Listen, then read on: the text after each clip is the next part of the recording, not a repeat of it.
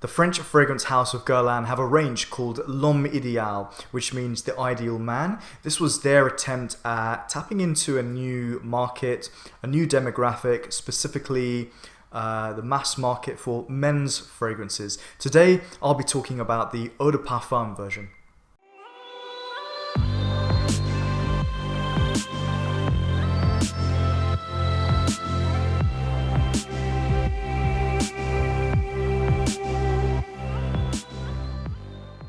Hey, what's going on everyone? Raj here. I hope all of you are doing well. So yeah, as I said, Guerlain have a range called L'Homme Ideal.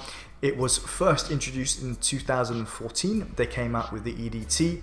They later came out with a cologne version, which I believe is now discontinued.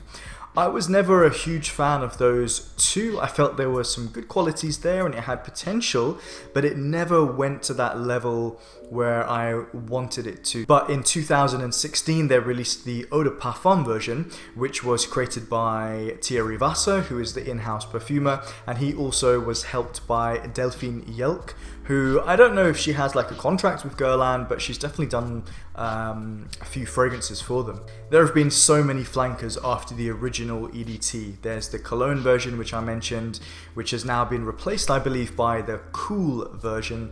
There's the EDP, there is the intense, and a recently released extreme version. The L'Homme Ideal range centers around the notes of almond. That is basically at its core, the slightly boozy almond accord, and with each version they try and build around it. So in this one, the top notes are almond, spices and bergamot. In the heart of this fragrance there's vanilla, frankincense and Bulgarian rose. And in the base there is leather and sandalwood.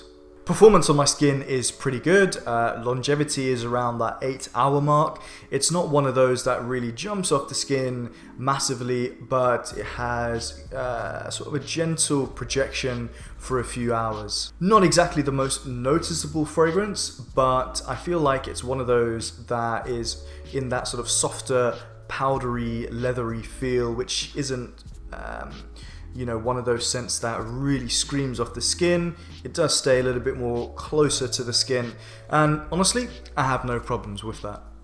In terms of the seasons, well, it feels like quite a year-round fragrance to me.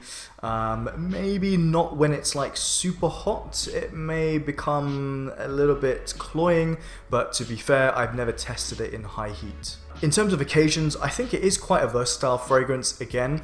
Probably, I think the best scenario is night times. You're going out, that kind of setting. But yeah, quite versatile in terms of where you could wear it. The fragrance is called L'Homme Ideal, but I see no reason why the ideal woman couldn't pull this one off. To be honest, it's all marketing at the end of the day.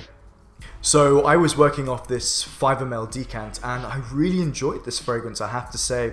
The EDT never went to that level, never had that level of depth that I was really looking for in this range, and I knew it had the potential to deliver, but the Eau de Parfum does go to that next level. So what do I get with this fragrance? In the opening, it is honestly one of the nicest openings I've smelled. I've had this on for, well, probably about 20 minutes or so. And that boozy almond, almost an almond liqueur, it gives you a feeling of like a cocktail or like a spirit, maybe bordering on smelling like an amaretto, but not as sweet as that. And it's really, really, really beautiful. It is surrounded by this slightly soft, powdery vanilla that again has boozy qualities. This is a really, really great start to the fragrance. I think this fragrance has a hint of nutmeg, adding a warm, spicy quality to this fragrance. I also get this feeling of like a gourmandy cake type feel, but it's not like, this is not really a full-on gourmand fragrance, but there is that sweetness that you might get from like a rum cake, something along those lines, like a boozy dessert type cake, something along those lines. And I think that sort of does stick around for pretty much the entirety of this fragrance. In the heart, it says it contains frankincense and rose. Not really something that is dominant on my skin, to be honest. I wouldn't even say it's particularly perceptible. I'm sure it's adding to the overall vibe of this, but that's not really what I get. What I do get is this creamy sandalwood, this creamy woody feeling that joins the party later on, which I think really complements this vanillic, almondy, boozy vibe really, really well. The leather, I wouldn't say this is a leathery fragrance. I would say it adds a smoothness perhaps, but there are a few notes in here that honestly I'm not really picking up on. Not really a big deal. What I do smell on my skin, I really enjoy. So, you know, I'm sure those notes are playing a part in, you know, what I'm smelling, but I can't pick up on every single note that's listed. I feel like this fragrance has a milk chocolate type vibe. It's maybe powdery and milky and chocolatey all at the same time, which, you know, I realize that makes it feel like makes it sound like a gourmand fragrance. But I feel like it's like half gourmand, half woody. So I do like this fragrance from start to finish, but I do feel like after that 4 or 5 hour mark, this fragrance loses a little bit of steam. The magic that is there in the opening is kind of faded, and what you're left with is something that is nice, but slightly basic. It's like a sweet, leathery feel, you know, and it's not something that I dislike, but I was hoping that the fragrance would continue to develop, or some of the better qualities in the opening would stay until the end, but it doesn't quite go that way on my skin.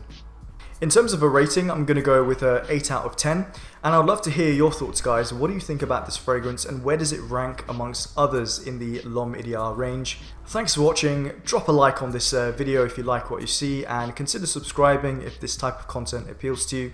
I'll see you on the next one. Take care, everyone. Bye.